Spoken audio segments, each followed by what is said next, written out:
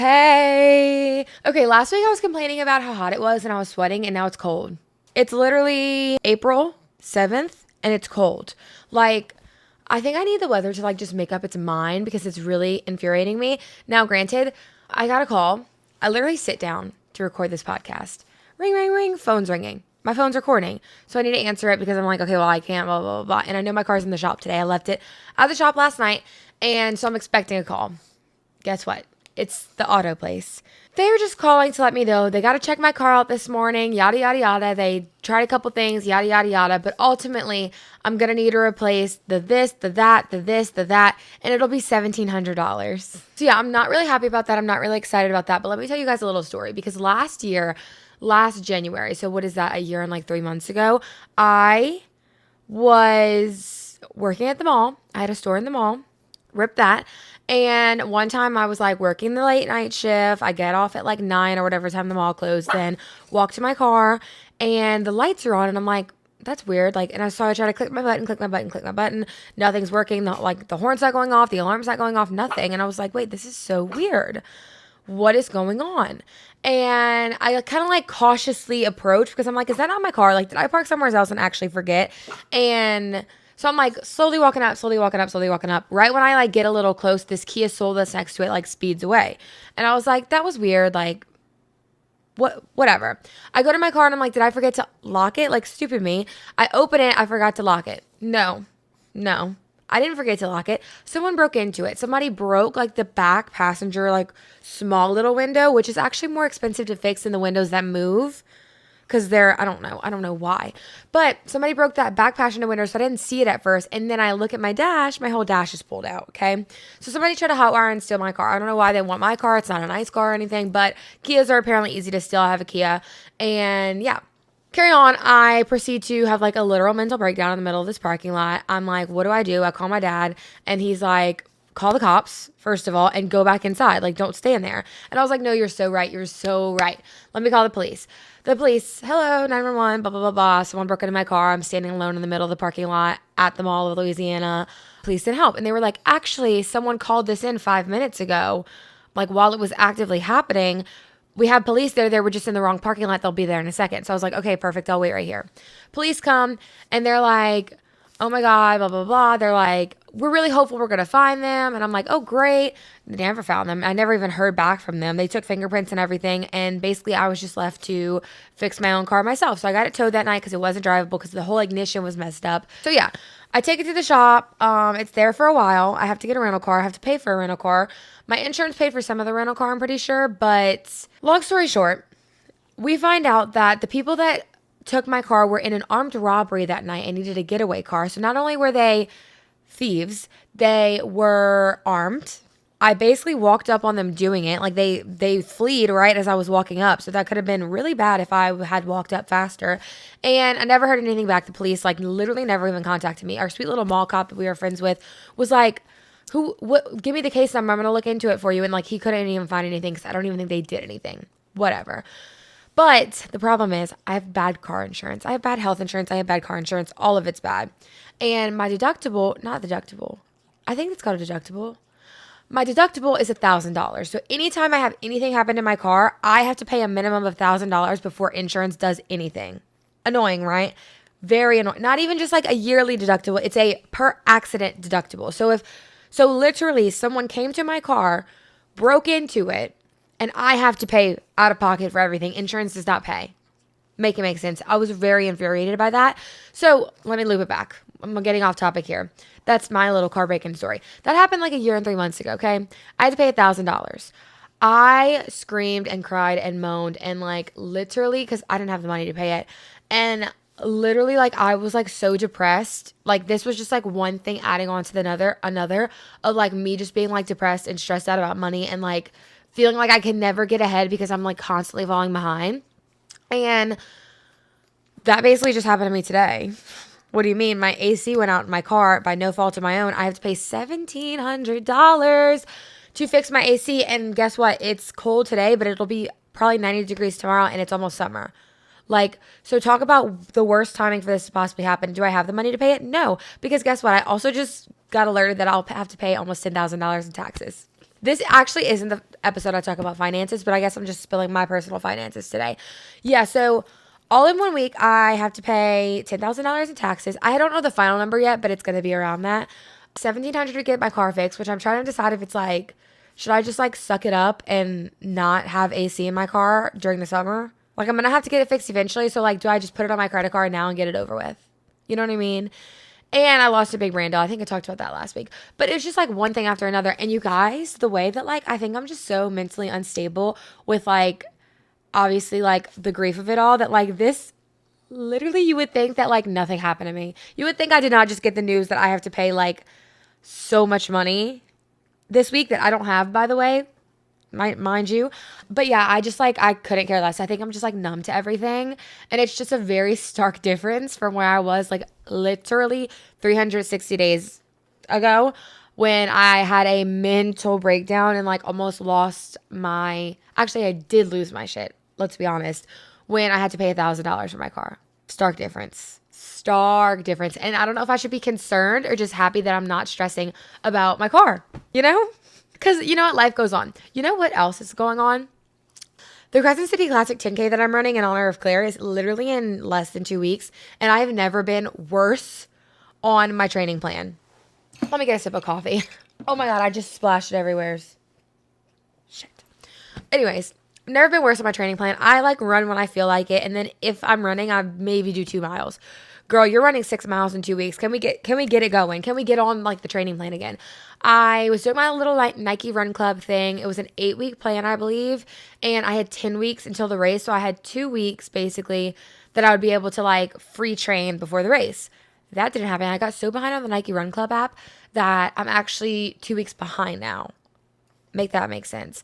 Now, granted, I've been trying to just do more active things, whether it, like, even if it's not running, like we went run stadiums the other day and like that didn't count for one of my runs. So I've been doing active things, just like I'm definitely not at my peak physical runness and I need to get there within the next 2 weeks because I don't want to embarrass myself, especially the amount that I've posted about running this damn 10K and like if I could hardly even run it the day of, I'm going to be so embarrassed. My outfit actually just came in too. It's from Athleta.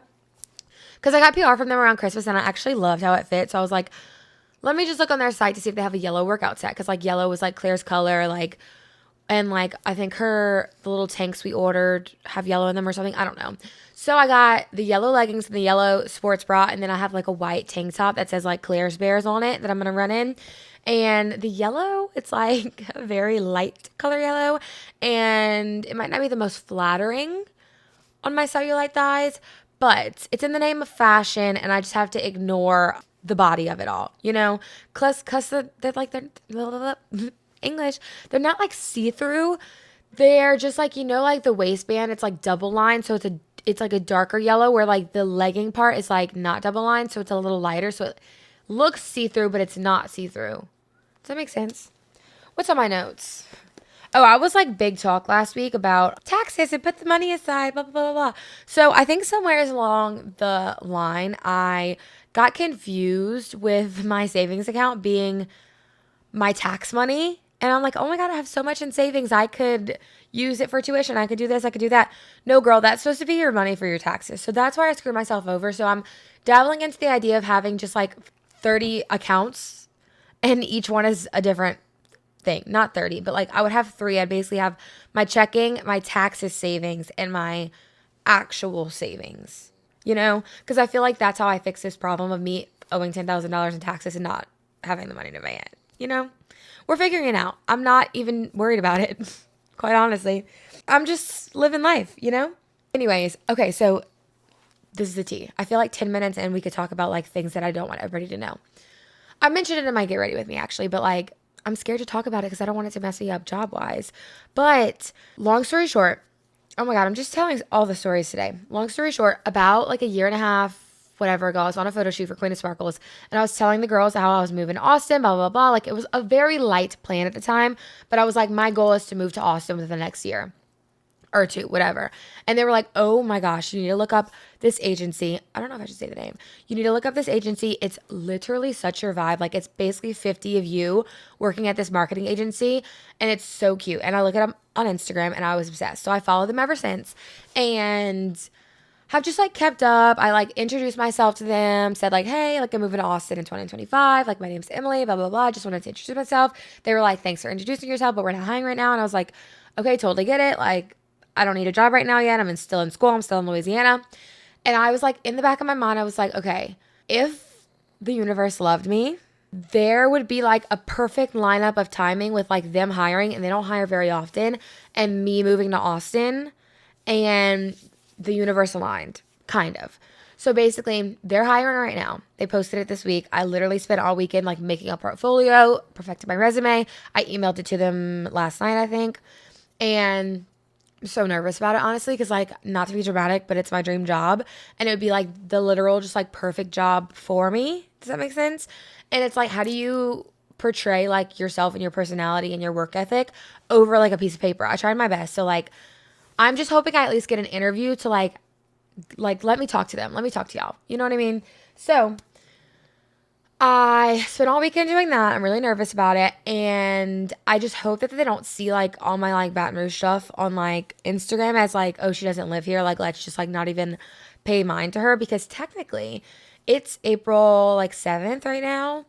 And I finish everything, finish like my GA class, everything by May 15th, but I could technically finesse it to be in Austin for like the first week of May. So like, I don't know when they need this hire to start, but like I could technically be there in a month. And that's kind of crazy. But I want to like make sure they know that. So I don't know. We're figuring it out. But basically just say like hopes and prayers for me, because I'm really nervous. And like literally when I tell y'all, this is like my dream job. So let's have good vibes, you know? Anyways, so speaking of jobs and applying to jobs and finding your career and figuring out what you want to do in your life, speaking of all that, I have 3 write-ins today that kind of fit that vibe.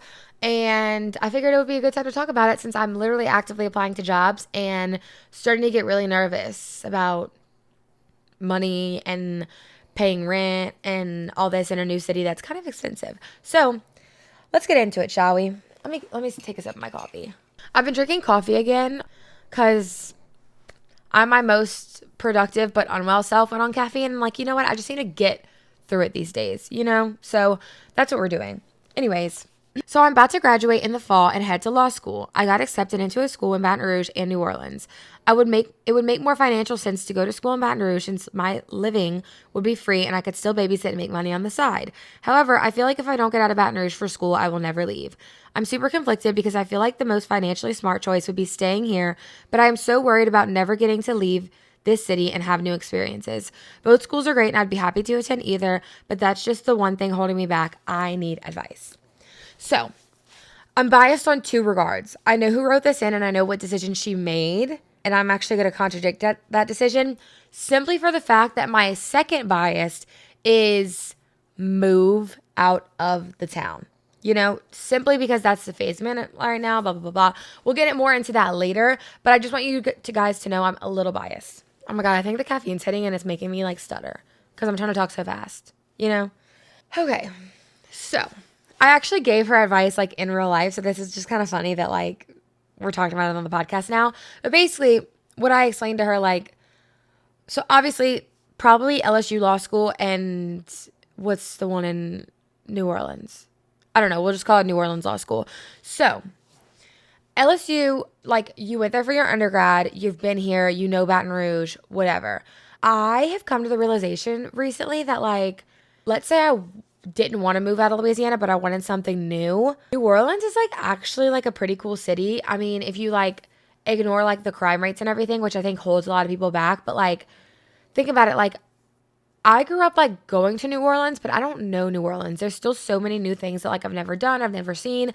I like really don't go that often now, except when I like work a wedding and then like I'm at work, you know what I mean? But it really is like a fun new city, and like you're still in Louisiana, but you like are in a whole different place. And I think the most important part of the whole move, like do I move, do I not want to move thing, is are you in a place where you're feeling stuck? Are you in a place where you're kept in this box, you feel like you can't grow, you feel like no one pushes you to grow, and you don't know what to do? Because I feel like that's the biggest motivator for moving is I need to grow. I need to have something to push me. I need to experience new things. But if you're in this city where you are pushing yourself, you are experiencing new things, you're happy with your friends, you're happy with your life, I think that's okay. You know, I think it's okay to want to stay in the same city if you're not just like falling into this very comfortable pattern. Because a big reason why I want to move to a new city is to be surrounded by young people that are like also like pushing and thriving and like climbing the corporate ladder or climbing just like their ladder at work and like constantly like working for something better. Cause like this is the time of my life where I want to like work. Like I want to work hard and play hard. And so when I get to my 30s and I'm ready to have kids and settle down, I could really know that like I did everything I wanted to do, you know? And not to say life ends when you have kids, but like it becomes a little different. And I want to know that like I do not have any regrets of like I should have done it while I was young. I should have done it before I had kids. I should have done this. I should have done that. And I think that's the biggest thing is like if you do stay in this city, just know like you need to keep pushing yourself out of your comfort zone. You can't just stay dormant. And obviously being in law school will push yourself out of your comfort zone for sure because it's so difficult and it's so hard and you'll meet all these people, but like keep trying new experiences. Keep doing little day trips here and there. Keep doing things that like you don't feel stagnant because I feel like I'm at the point in Baton Rouge where I've lived here for 6 years. I feel like the city has like given me all it's had to offer. You know, I've really like beaten the dead horse. I like to say that these days. And like I tried. Now, granted, could I be doing more things? Yes, but like I'm ready to be doing more things in a new city with new people and new just like surroundings and new roads to learn and like I'm ready for new, you know? So I think that's the big thing is maybe I'm pro move, obviously. So that's why I would say go to law school in New Orleans because it's something new, it's something exciting. I feel like it's a bigger city with bigger like wider connections. And you think about it this way too. You've been in Baton Rouge for what, 4 or 5 years now. You have had those connections. You built those connections. So like, why not expand your network even more by going to law school in New Orleans, expanding your connections and being in a whole new city that has, I think, branches out to like bigger cities more than Baton Rouge. You know what I mean? Like, I feel like New Orleans should be the capital of Louisiana, not Baton Rouge. So yeah, I hope that's helpful.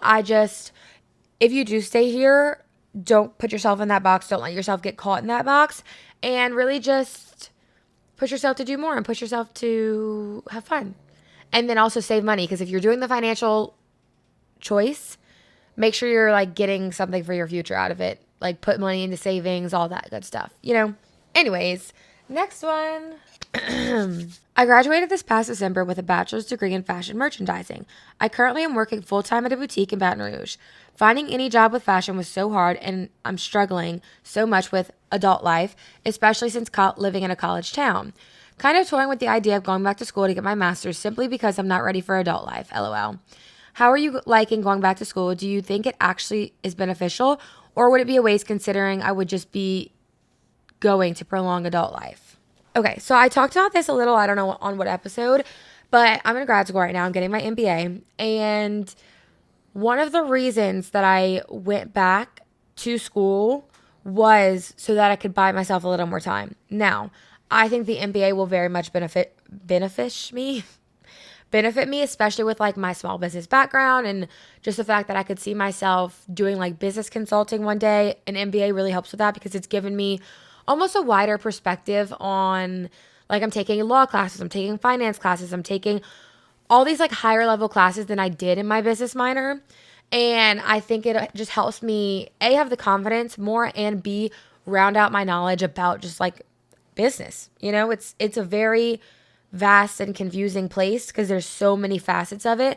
And even owning my own business, I've learned different things than literally getting my MBA in business school, you know? So I think you kind of need to figure out, will it benefit you or are you only doing it to prolong? You know what I mean? Because that's an expensive prolong. Like if you want a little like break or something before you go into adult life and you don't think you need a master's degree, because I don't know what you would get a master's degree in if you want to be in fashion, because I don't really think fashion cares about degrees. Does that make sense? Like, unless you wanted to work in like the corporate office of a fashion company to where it's like adjacent to fashion, I don't think any type of like fashion editor or anything would need like a master's degree. So I think ask yourself that and say, do I need this or literally am I just like prolonging? Because if you're just like prolonging starting adulthood, I think it's better to maybe just take a year, go find yourself a little part-time or full-time job that you enjoy doing so you could have a year to just like breathe before you feel like trapped in the 9 to 5 corporate world, whatever, Because like I took a gap year between undergrad and grad school unplanned because I never planned on going back to school. It was an accidental gap year. And in that year, I worked a couple part-time jobs. I ran the business. We closed the business all in that year. So it kind of was like a year for me to just like not stress about like everything and focus on like a couple things and like focus on myself. And like, did I do that? No, because I had so many other things going on because I put my hand in like too many baskets. But it could be really good for you to just take a step back for a year. I mean, your parents might not be happy about it, but like as long as you can pay your bills, go work a little job, go find something that you like, maybe even, oh yeah, like you work in a boutique. So maybe even like keep working at that boutique for a year and like don't put so much pressure on it. Like we're in our 20s, we have time. Maybe even see at that boutique, can you work your way up? Can you get a higher position? Can you do other things? And while you're doing this too, apply to jobs. Like just like shoot in the dark. Apply to jobs that like you don't even have the experience for. Just like to see if you could get it. See if you can do different things, because I'm not sure what exactly you want to work, like what your dream job is, but you do have a fashion merchandising degree, so I would assume it's in fashion. Now, you said the thing about the college town. When I graduated from LSU, I had the boutique, obviously, in College Town, and I was living in College Town. So when I graduated, even though my boyfriend was still at LSU, I was like, look, it would really help me if we moved away from LSU a little bit because it's such a feeling and a vibe over there. And like he was in school still, but like the mindset that we wanted to have was just like to be mentally away a little bit.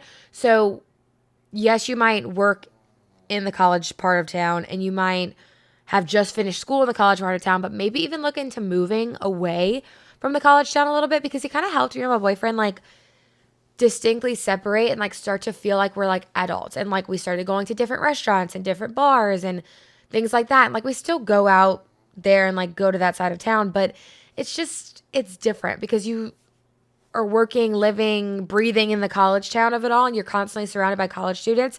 It's hard to not feel like sad about not being in college still, sad about not having a thing to worry about. You know what I mean? Also, I don't know if you are helping with the boutique you're working at with the buying, but like, see if you could help them with the buying. See if you, that might be what you're doing. I don't know. I'm just assuming. See if you could help them by going to market and merchandising the store and putting your degree to good use because that is like something that A is so fun, but B is also great to put on a resume that you were a buyer for a store. And it also like helps you practice with like trend forecasting and different things like that to where you could build up these skills to where you could have them when you go work another job, But to answer your question, I did like going back to school. I think it's very beneficial for me, but it's beneficial in multiple ways. So A, it did buy me more time. It did round out my knowledge. I will have an MBA afterwards. And it kind of helped me like, this is like totally unrelated, but it helped me understand like more what jobs I should be applying to and what jobs would work for me and fit for me and how I should apply to them. Does that make sense? It just like, it definitely opened me up to like a more corporate world, So yeah, if you're just going to prolong being an adult in adulthood, I would say no, don't do it. But if you are going for the right reasons and could actually see yourself benefiting from it, go do it. Have fun, Okay, on to our last write-in for the day. This person is 25. So she actually has the year of life ahead of me. So maybe she's smarter than me. I don't know. Okay, let's see. Dear SOS. That's cute. I've always dreamed of living out of state and experiencing life beyond Louisiana. After graduation, I wanted to make that move, but I ended up landing a great, stable job that pays really well for my age and experience level. Now, I feel stuck. I'm curious, how did you find the confidence to pick up your life and want to move to Austin, which, let's be honest, must be so expensive, while juggling finishing grad school, shifting business ventures, and finding work in a new city? I'm currently living in BR, and honestly, I'm lonely. All my college friends have scattered, and we're starting to lose touch. It's tough to make friends working a demanding job, and the dating scene here is rough. This is a big part of why I want to move. But I'm also trying to be self-aware. I don't want moving to feel like I'm just running away from my problems. My plan currently is to get a master's and build a few more years of experience to become marketable for larger roles and companies in the future. But I'm torn. How do you know when you're truly ready to make a big move like that? My biggest fear is waking up in 10 years from now and realizing I let comfort or even fear trap me somewhere as I was never meant to stay. Okay, let's talk about it.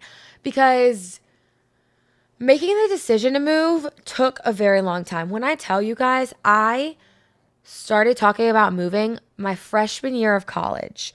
One of my first friends I met in college, who's still one of my best friends to this day, said she remembers our first conversation, me being like, I'm moving right when we graduate. Like, I was like so set on it and so just like, I am moving the second I graduate from college. I wanted to go to college at LSU, but afterwards I wanted to move to like LA. That was where my head was at the time. I don't think I could ever live in LA now, but it's just funny like where little Emily thought I would be. And obviously life gets ahead of you. You start planning routes, you start making connections. I actually started a business, which is like a huge route, and I had a storefront, and it wasn't possible for me to move that far away with the storefront. And so I felt like I was stuck.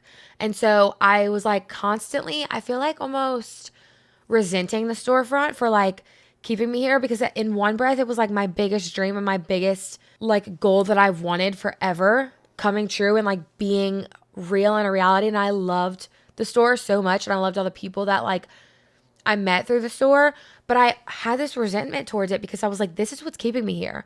This is what's keeping me in my small little box in Baton Rouge with the same streets and the same people and the same petty things and people talking behind your back and all this stuff. And like, it just like, I think for so long I wanted to move so bad that when it finally opened up to where I closed the store, I closed the online store, I was getting my master's, and after that, it was like all the stars aligned to move. Now, I say all the stars aligned, but I think it's important to know there's never going to be a perfect time. And especially since it's me and my boyfriend moving, it was really hard. And we had to like come to the realization of like, neither of us like are our full happiness here, but Andrew did have a job that like he loves and really truly was like sad to leave. But it was kind of like, okay, we either keep playing this limbo game of like, we need to find the right perfect time where none of us have to give up something, blah, blah, blah, blah. Or one of us gives up a little more than the other one and we finally just like bite the bullet and move. And unfortunately, I wish it could have been me that was giving up more, but timing wise, like it kind of worked out for me. But unfortunately, Andrew had to leave a job that he like really loved. But it was kind of like a conversation that we had to have and like come to Jesus of like, hey, if you really want to stay here and like work this job, like we could do long distance, we can make it work, but like I need to move for myself. And we talked about that like maybe for 60 seconds because like it was literally never an option. Like we don't want to be apart. And Andrew wants to move too and wanted to like get out there and try new things. Like before he met me, he planned on moving to a foreign country to teach English to whatever language they spoke there. You know what I mean? So I don't think Austin is like a big jump from that. He just like found this job that he really loved and happened upon him and like tugged at his heartstrings too, because he taught at the school that he went to elementary school in. So it was really hard, and we had like a tough conversation about it. It was basically like, look, I don't want to make you feel like you're moving for me or not moving for you or leaving this job that like you're perfect. And then we get there and you resent me. And it had to come from a place of like, we both wanted to move and we both had to accept that there's sacrifices, because yes, he's leaving this job that he loves, but also like it's scary for me to move too, because I have, and I talked about this before, but like I have so many siblings. Some of them have kids and like are still having kids, and I'm going to miss a lot of things just by being far away. And like, I'm going to come back as much as I possibly can, but there's going to be things that I miss. And that's been like a really hard thing for me to come to terms with, of like all the things that I won't be there for day to day. Like I think constantly when I just like last week, I picked up and went to my dad's house and spent the day with my little sister and surprised her picking up from school. I can't do that when I live 6 to 8 hours away. You know, it's different. So that's like one thing that you kind of need to come to terms with. It's like, there's never going to be a perfect time, and there's never going to be things that you won't be giving up.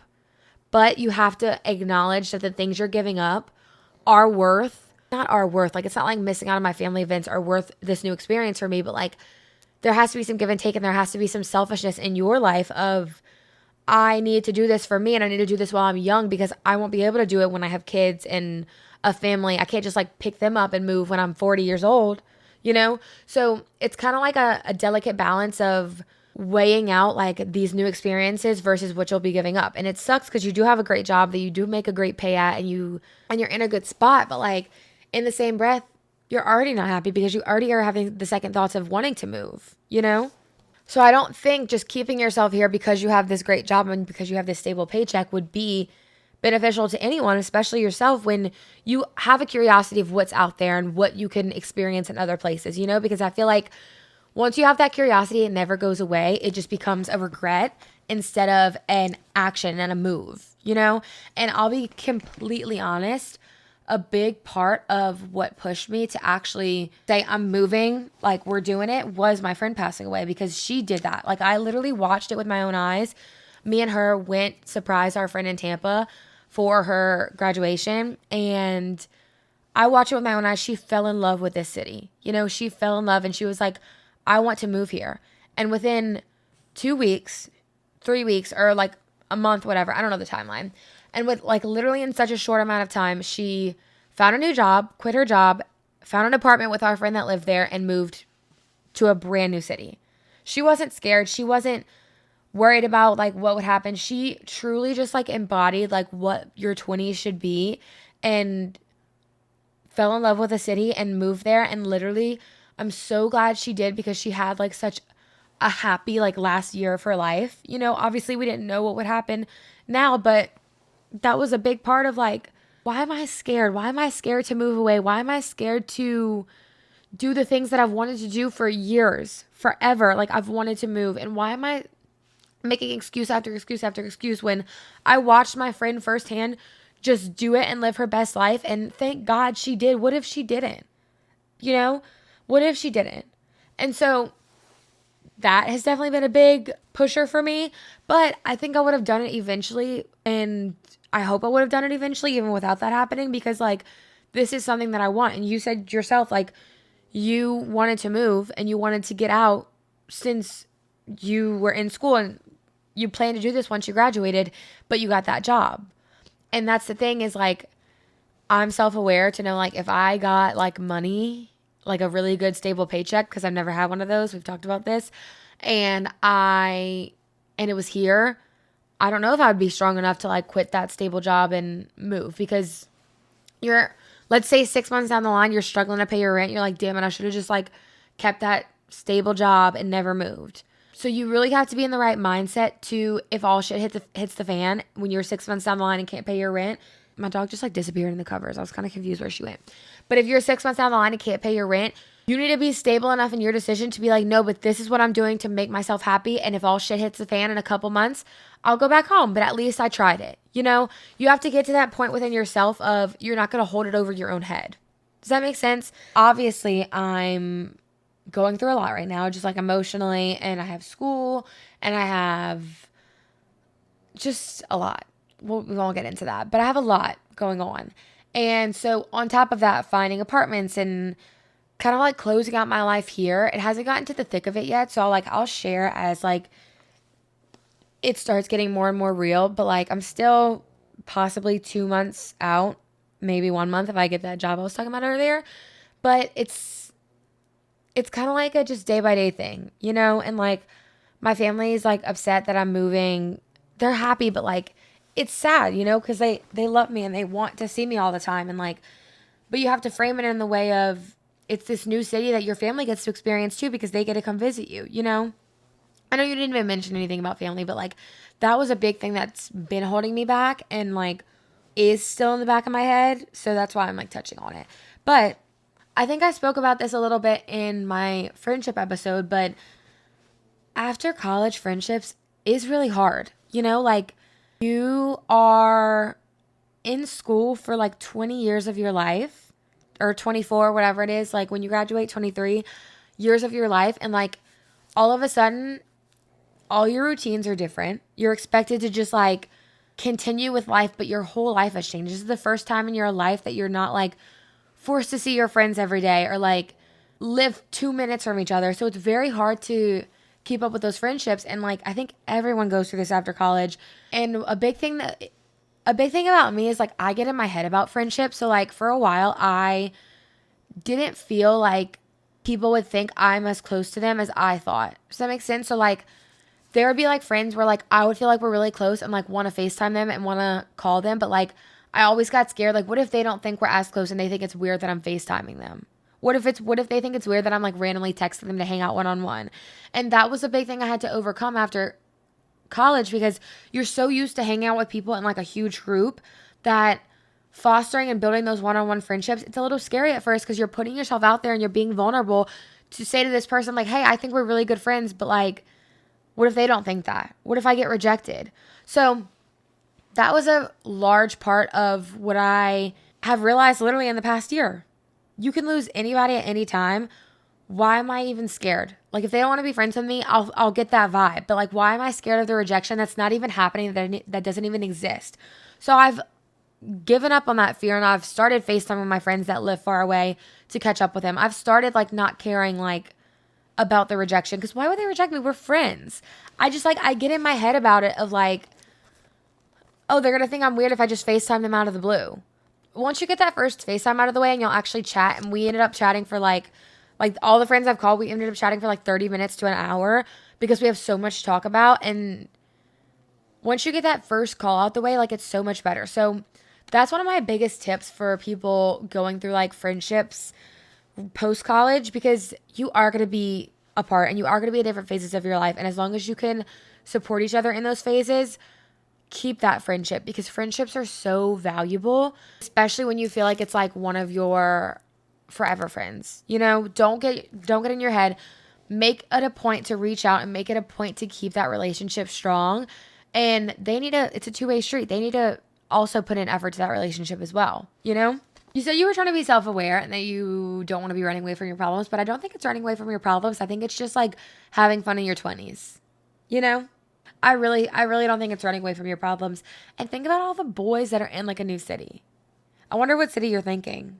Because that's the thing too, like, if I was single and I was moving, it'd obviously be like a little bit more scary because I'd be doing it alone. But there's so many Facebook groups, especially in all these like new young cities, where you could find roommates. And like, what I would do, I would never like want to not live with Andrew again, but what I would do to just like live in like a house with 3 girls and have like a girly little house again, like, oh, that literally is like a dream, you know? So you're kind of like gonna be living my dream. And now hopefully they're not like demon roommates and they're like really fun, but I think you'd have a lot of fun. And like, so what if you go broke? And so what if you like don't have enough money for rent 1 month? You'll figure it out. You will. You might be a little stressed while doing it, but hey, in 30, 40, 60, whatever years, when you're on your deathbed, you're not going to be like, oh, can you believe I couldn't pay my rent that one time? No. You're going to be like, oh my God, I've truly lived the life I wanted to live. I truly did everything I wanted to do in my 20s. I didn't let that stable job keep me down. I just lived my life. And so what if there was consequences? I dealt with the consequences, and the consequences were worth the reward, you know? And guess what? I really don't think if you move away, you'll wake up in 10 years and be like, dang, I regret that, you know? So that's that on that. So what did we learn? I think we learned to move if you feel like you're keeping yourself in a box in the city you're in. I actually saw a video and like I almost want to play it. Let's see if I saved it. Okay, already, I have it. I feel like there are two types of people in their late 20s, early 30s. And there are people who kind of just resign to what their life has become. They just believe that whoever they are right at that moment will be whoever they are for the rest of their life. And then there are other people who kind of see themselves as like always evolving, and that they have agency to change the direction of their life, change the work that they're doing, and kind of learn new things. Okay, so it was really just like the first half of that was very relevant to this. But like, it's such a good message, because there really are, like, especially if you're from a small town, especially I find in the South, people just like not give up. And like, this is no hate to them, and like, they're happy with their lives, but I'm just not the type of person that like wants to just live a very dormant, easy, steady life. Like, I want the ups and downs. I want the chaos. I want the new experiences. And I feel like so many people just get stuck, and they, like she said, like resign to where they are in life. And I don't know, I just feel like it's like such a good way to think of it. Is like, you don't want to be the person that just like says, okay, life, tell me what's going on. I'll just listen to you. I'll just obey. You know, like, you need to take control of your own life. You know, I think that's the moral of the story. I've been having trouble naming the episodes because, like, also I don't want them to come off like too self-helpy. So I wonder what this episode's gonna be. It's basically just about like careers and I don't know. But I did hear people's cries. I don't know if they're cries. I did hear people's feedback, and I will be having guests probably soon. Maybe not soon, considering the taxes and the car of it all. Should I get my car AC fixed or buy another microphone for a podcast I don't make money off of? Yeah, by the way, this is all a passion project. Did you guys see I cut my hair? I kind of just like, since the last time you saw me, am I more beautiful? Because I chopped my hair off, I laminated my eyebrows, and I got a spray tan. Although it wore off a little bit, and these lights make me a little pale. But am I beautiful? I'm trying to become more beautiful, and I'm trying to become just more creative. So, if you've been seeing my little fun fit checks lately, please like them because they don't get good views, but they're very fun to make and they're what I like to post. So I'm going to keep doing it. You know? Okay. We're like 40 something minutes in. I think that was good. Anyways, write in if you have any things. I need some like more specific write-ins. You know what I mean? Like I need stories with names. They could be fake names, but like I want to like get into the tea, you know? These are very general questions. I want specifics. Anyways, thank you for listening. Thank you for watching if you're watching on YouTube. Yeah, I feel like I have a pretty steady number of listeners each week. And I'm really grateful for you guys. Like, this is awesome. This is episode 6. That's kind of crazy. Like, we'd be doing this. We'd be vibing. Okay, well, I love you guys. I will see y'all soon. Yeah, thanks for being here. I appreciate you. Okay, love you. Bye.